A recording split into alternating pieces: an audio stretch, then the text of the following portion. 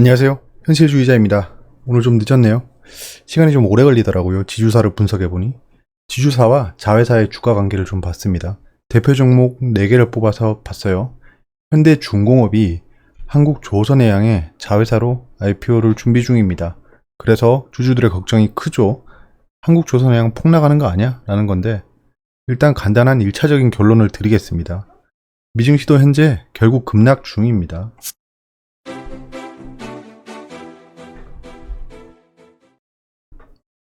네, 미국 증시가 급락 중인데요. 뭐 주요 이유는 다른 게 없습니다. 지금 보시면 빅스라고 하죠. 변동성 지수인데요. 변동성 지수가 좀 올라갔습니다. 한마디로 숏 포지션에 들어간 사람들이 많다는 거겠죠. 즉, 단기적으로 하락하겠다라고 생각하는 세력이 많다는 겁니다. 전반적으로 하락 중인데 한국 ETF가 크게 하락 중인 거와 필라델피아 반도체 지수가 크게 하락하고 있습니다. 그럼 내일 삼성전자와 SK하이닉스는 시초가가 별로 좋지 않겠죠. 근데 SK하이닉스는 지금 삼성전자와는 다르게 반등하고 있습니다. 삼성전자의 하락도 좀 머지않은 것 같습니다. 이제 거의 뭐 바닥까지는 아니지만 하락세가 더 심화될 것이다 라는 징조는 보이지 않아요. 그런 거는 공매도로 드러나겠죠. 지금 이유가 뭐냐 하면 이코노믹 리커버리라고 하잖아요. 경제 회복이 우려된다 라는 이유로 하락 중이랍니다. 지금 나스닥은 급락을 연출했다가 반등하는 모양새고요. 약간 쌍바닥을 찍었습니다. 분봉을 보면. 분봉이에요, 저건. 자, 고용시장 불안정으로 안전자산으로 이동하고 있답니다. 뭐 언제는 고용 회복되면 테이퍼링이 당겨진다고 난리를 치더니 고용 지표가 별로 안 좋게 나와서 경제 회복이 우려된다면서 하락을 하고 있으니 이 어느 장단에 빵댕이를 흔들어야 될지 모르겠습니다. 일단 보시면 중요한 부분을 제가 노란색으로 쳤는데요. 자, uncertainty. 자, 불확실성이죠. 예. 경제 회복의 속도에 대해서 불확실성이 있다라는 거고요. 그 다음에 riskier asset. 자, 위험 자산에 대한 좀 선호도가 떨어지고 있다. 예, move away. 저리 가고 있다는 거죠. 그 위험 자산에 사람들이 멀어지고 있다라는 거니까 결국 안전 자산으로 간다는 겁니다. 그러면 안전자산은 대표적인 게 달러죠. 달러가 일주 최고치를 찍었답니다. 그럼 금은 왜 떨어져요? 참 진짜 이유가 안 되는 거죠. 그리고 카카오 네이버가 폭락했습니다. 정말 개인 투자자들이 조금 뭐랄까 심기가 불편할 것 같아요. 보시면 송갑석 의원이 카카오 탐욕과 구태의 상징으로 전락. 야, 어떻게 저는 이게 궁금해요. 기업에다 대고 저런 단어를 쓸 수 있는지 모르겠어요. 카카오가 뭐 크게 잘못한 것도 없죠. 어찌 보면. 금융당국은 플랫폼의 금융상품 소개를 중개로 인식했다. 이렇게 되면 기존의 금융 카르텔들이 무언가 로비를 한 게 좀 느껴지죠. 보면 저런 조치가 일어났다는 건 결국 누군가가 정보와 압력과 그런 걸 행사했다는 겁니다. 안 그러면 금융당국이 갑자기 제대로 뗄 리가 없잖아요. 이해타산이 있다. 모든 행동에는 이유가 있다. 쿠이 번호죠. 보시면 송영길 민주당 대표도 서면으로 보낸 축사를 통해 카카오가 공정과 상생을 무시하고 이윤만을 추구했던 과거 대기업들의 모습을 그대로 따라가서는 안 된다라고 지적했답니다. 참 전 좀 신기합니다. 이런 게. 예. 카카오는 개인 투자자가 많이 투자하고 있고 대부분의 국민들이 쓰고 있는 카카오가 플랫폼이에요. 그럼 얘들을 규제해서 뭔가 플랫폼으로서 입지가 떨어지고 이러면 국민들이 불편해질 건데 아닌가요? 자, 기사를 하나 보겠습니다. 이게 웬 날벼락, 네이버 카카오 줄줄이 비상 걸렸다. 제가 밑줄 친 부분들을 좀 보세요. 한번 그냥 편하게 볼게요. 뭐 이용자에게 펀드, 연금 등 다른 금융사 투자 상품을 비교 추천할 수 없게 된다. 뭐 이런 얘기가 있죠. 이거 아까 금융당국 조치죠. 자, 그리고 카드 불법으로 간주되고 하는데, 자, 덩치를 키우고 있는 핀테크 업체들이라고 정의를 했습니다. 자, 그러면 전 여기서부터 질문을 하면서 가볼게요. 이건 누가 정의할 수 있는 거죠? 예, 이 글을 쓴 기자가 정의한 겁니다. 핀테크 업체들이 요런 판매 제휴 영업을 하면서 덩치를 키우고 있답니다. 세상천지. 예. 카카오 네이버가 저걸로 덩치를 키우고 있다는 얘기는 제가 처음 듣네요. 예. 예, 플랫폼 기업이라고 밑에 정의하고 있으면서 뭐 세상 천지 플랫폼 기업이 저것만으로 덩치를 키우고 있을까요? 자, 플랫폼 존립 기반을 흔드는 것이라고 반발하고 있다. 누가요? 근거가 없습니다. 근거가 없는 반발이 나왔어요. 플랫폼 존립의 기반을 흔드는 것은 아닙니다. 무슨 예 아니죠. 예, 아니죠. 이런 거는 플랫폼 기업을 잘 이해 못한 겁니다. 금융 소비자들도 당장 혼란이 불가피할 전망이다. 예, 글쎄요. 예, 대체 어떤 혼란이 생기는 거죠? 금융 소비자들이 저런 거는 진짜 추정이죠. 그러니까 기사에 보면 요 앞에 팩트들이 있습니다. 불법으로 간주되는 것도 뭐 팩트겠죠.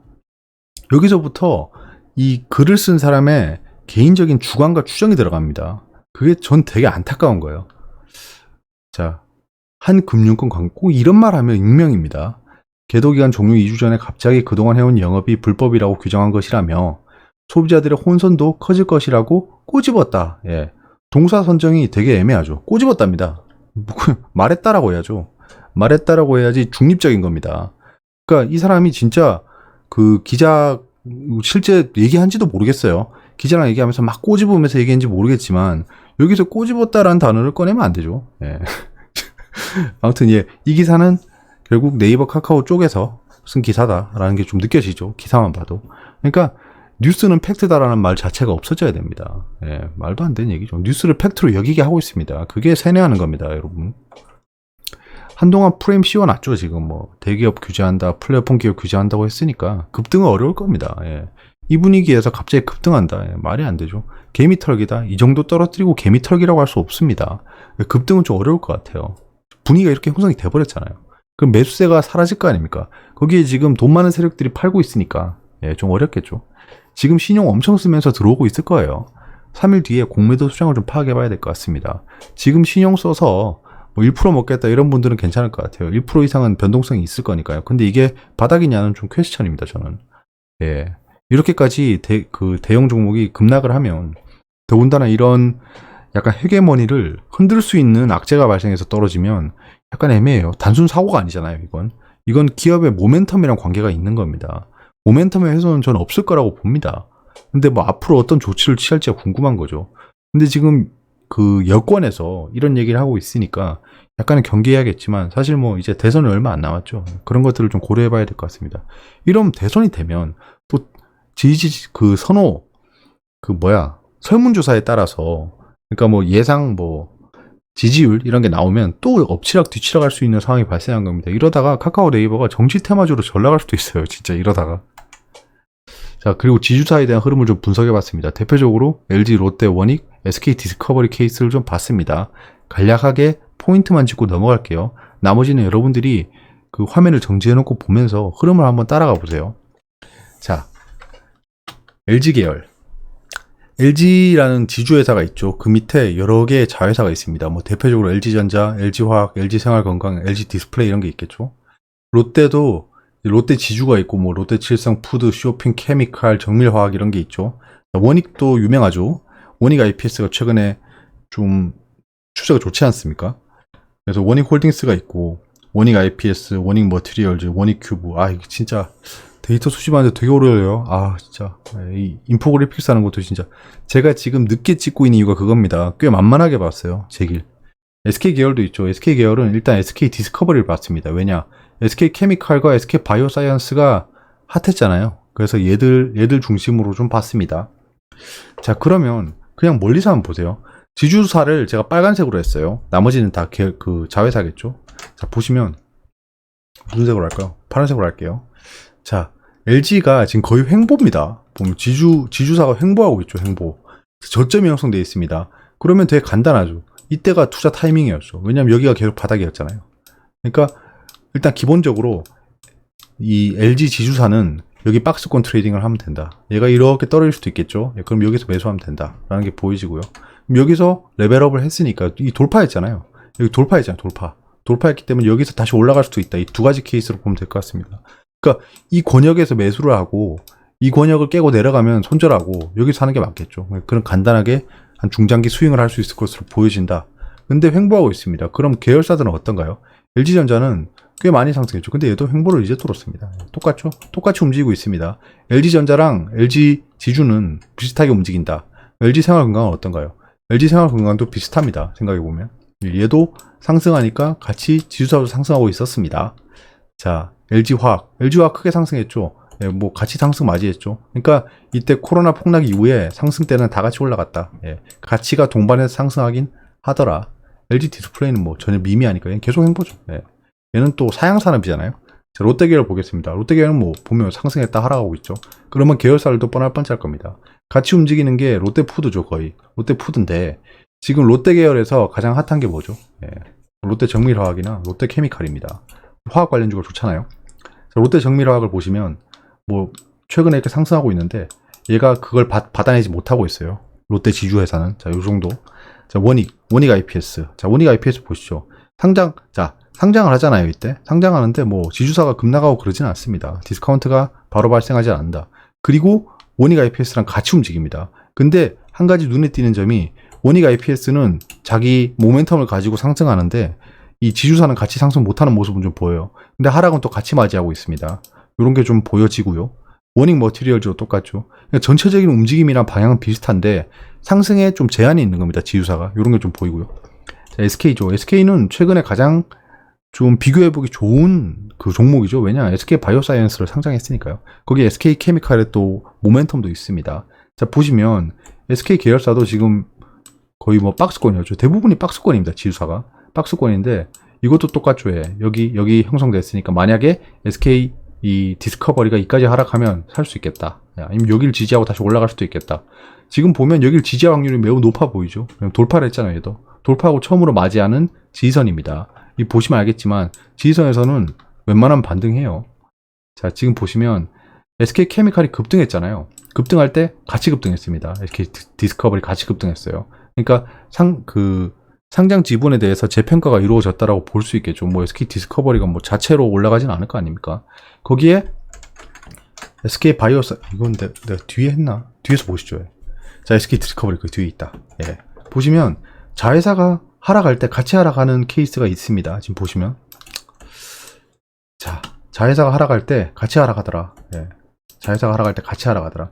자, 코로나 폭락 이후에 그 SK 케미칼이 급등하니까 SK 디스커버리가 동반 상승했습니다. 자, 거기에 SK D&D도 같이 상승했죠.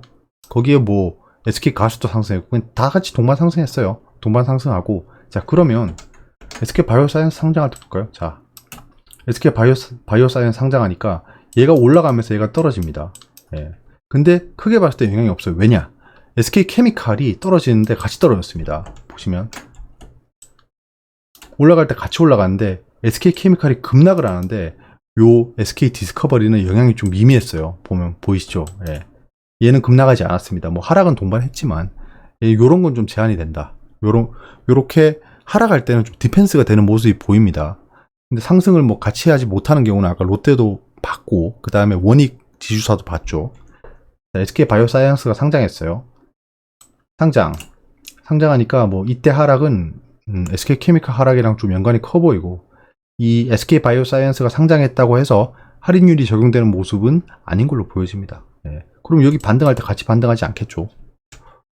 이렇게 보면 비슷한 흐름을 보이고 있긴 합니다. 할인율이 적용되고 있어요. 요 이유가 세 가지를 제가 뽑아봤습니다. 한번 잘 생각해 보세요. 자, 만약에 자회사가 1000억이잖아요. 그럼 뚝 떨어져 나가요. 그럼 얘가 1000억의 평가를 받아요. 그럼 얘가 2000억이 돼요. 그럼 지주사도 1000억 올라가야 돼요? 아니잖아요. 이렇게 되면 이 한 1000억이라는 이 지분, 이 기업 가치가 두 번 체크되는 겁니다.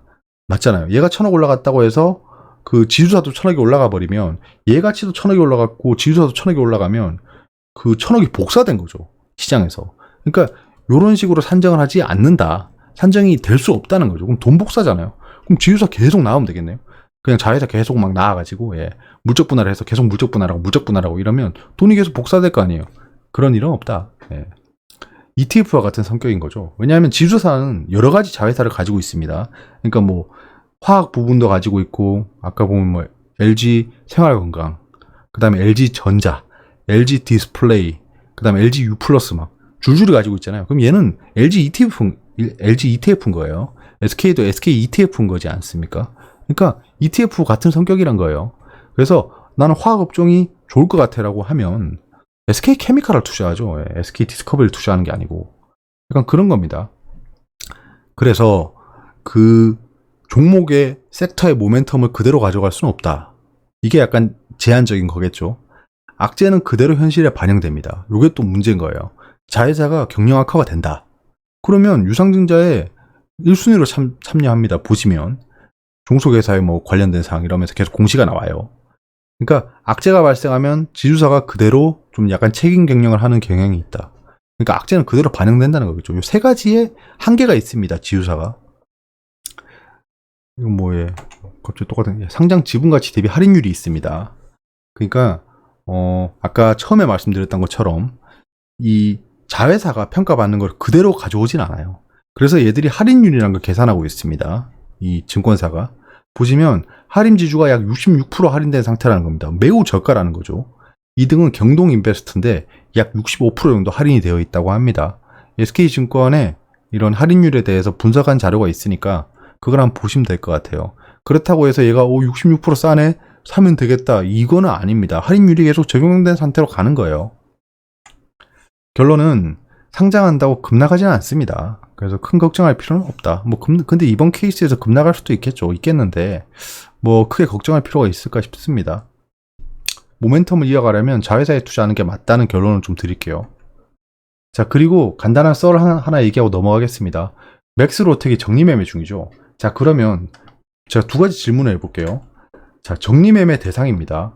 정리매매 대상인데 왜 이렇게 급등했다 내려왔을까요? 네, 물음표. 두 번째, 그럼 작전 세력은 언제 이 정리매매가 될지 알았을까요? 이 두 가지 질문에 대해서 간단한 답을 좀 찾아봤습니다. 자, 한번 다시 같이 보실게요. 정리매매 대상인데 왜 급등했을까요? 급등했을 때 이유로 보면 되겠죠. 급등했을 때 이유로 보면 렘데시비르 코로나19 치료제 승인 소식에 얘가 렘데시비르랑 관련이 있다고 상한가가 갔습니다. 지금 정리매매인 걸 결과를 놓고 보면 요거는 사기죠. 사기잖아요. 상한가 갈 이유가 없는 거죠. 자, 그러면 이때 뉴스가 상승하는 게 좀 보입니다. 이거 하나 체크하고 다시 얘기할게요. 두 번째, 작전 세력은 언제 정리매매가 될지 알았을까? 요때네요. 예. 요때 거래량이 터지면서 갑자기 들어왔죠. 이게 약간 물량을 매집해서 급등시키려는 이유겠죠. 급등시키려면 물량을 매집해야 됩니다. 안 그러면 계속 매도세에 부딪힐 수밖에 없겠죠. 내가 이 주식 전부를 장악하면 주가를 컨트롤할 수 있게 됩니다. 호가창을 내가 장악하잖아요. 이건 코로나 폭락이니까 그렇고요.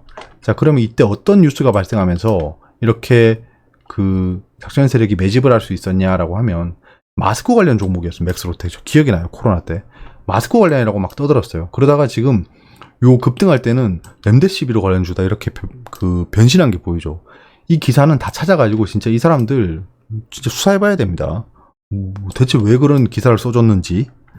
자, 보시면 쌍봉 찍었잖아요. 이렇게 쌍봉 찍을 때 이때 물량 넘기고 간 게 보입니다. 이때 뉴스가 폭발하죠. 갑자기 뉴스가 어지간히도 많았는데 요 쌍봉 찍을 때 뉴스가 폭발합니다. 뉴스 개수가. 이거 돈 써서 막 뉴스 살포했다는 증거죠. 이런 것들이 작전 세력이 언론을 가지고 노는 케이스인 겁니다. 결과론적으로 정리매매 들어갔으니까 이런 분석이 가능한 거긴 하지만 이때 당시에 제가 맥스로텍 접근 안 했습니다. 여러분들 기억하실 거예요. 마스크 관련주는 제가 다른 걸 접근했습니다. 약간 요런 거는 좀 도덕적으로 좀 보기 좋지 않다. 이렇게 털고 나가네요. 결국에는 정리매매 되거나 상장 폐지한 종목들은 한번 이렇게 불태우고 가더라. 약간 요거를 역이용할 수 있겠죠. 결론은 기업 가치 재물을 보고 접근하자는 겁니다. 보시면 상장 폐지 사유 발생해서 이렇게 가는 거죠. 가상자산 급락 중입니다. 엘살바도르가 비트코인 공식 법정화폐로 도입했대요. 조금 위험한 상황이긴 합니다. 좀 위험해 보여요. 왜냐? 연준이나 이런 정책 당국자들이 이 비트코인을 가상화폐라는 개념으로 때리고 있었습니다. 너네는 달러의 위상에 도전하면 안 돼. 약간 이런 건데 결국에 계속 이미지를 바꿔왔잖아요. 얘들아, 이건 화폐가 아니고 자산이야. 가상자산이야. 이런 프레임을 만들고 있었는데 갑자기 이런 엘살바도르라는 애들이 똥볼을 차버린 겁니다. 이거 참 진짜 좀 그렇죠. 근데 이런 이유로 급락한지 제가 모르겠습니다. 저는 그렇게 추정하고 있어요. 고래들이 그런 리스크가 발생해서 이제 규제가 들어갈 거 아닙니까? 이러면 리스크가 발생해서 좀 빠진 것 같다라는 게 좀 보여지고요. 전 근데 결국 우상향으로 보고 있습니다. 망하지 않을 것 같아요. 망할 만한 이유가 없는 거죠. 예. 그 수많은 그 규제의 챌린지, 그 다음에 언론의 챌린지, 투자자들의 챌린지를 받고도 이번에 다시 상승세로 불러올 수 있다는 건 이 가상 자산에 대해서 투자 가치로서 인정을 받은 겁니다. 얘가 내재 가치가 있냐 없냐는 다른 문제인 것 같아요. 근데 투자 수단으로 인정받고 있다는 겁니다. 여기 색깔이 왜 다 파란색이냐, 여긴 또. 예. 지금 글로벌 지수는 흔들리고 있습니다. 나스닥이 마이너스 0.72%인데, 뭐, 큰 폭의 하락은 아니죠. 급락 중이긴 하지만 큰 폭의 하락은 아닙니다. 유가가 올라가네요. 올라가면 안 되는데, 50불쯤 오면 제가 사려고 했는데, 원달러가 약세를 보이고 있고, 자, 보세요. 지금 금이 떨어지고 있잖아요. 안전자산으로 가고 있다면서. 그렇지도 않습니다, 보면. 늦었는데, 20분 넘게 했다. 궁금한 게 있으면 댓글로 말씀해 주시고요. 이제 아침을 맞이하시는 분들이 많을 겁니다. 저는 이제 자서 또 일찍 일어나야 되는데, 예. 저 최근에 댓글 못 달고 있죠. 죄송합니다. 제가 답을 달아야 되는 댓글도 있었는데, 못 달고 넘어갔죠. 제가 최근에 좀 바쁘네요. 그리고 메일 주신 분들도 굉장히 많은데, 제가 메일 답장 드리겠습니다. 내용은 다 봤는데, 제가 급하게 답장을 못 드리고 있네요. 제가 최근에 좀 정신이 없고 좀 바쁩니다. 피곤하기도 하고, 예. 그래 놓고 술은 잘도 먹으러 다니더라 라고 하면 할 말이 없습니다. 예, 할 말이 없는데, 예, 애교로 봐주시고요. 여기까지고요. 좋은 밤 되시고, 좋은 아침 되세요.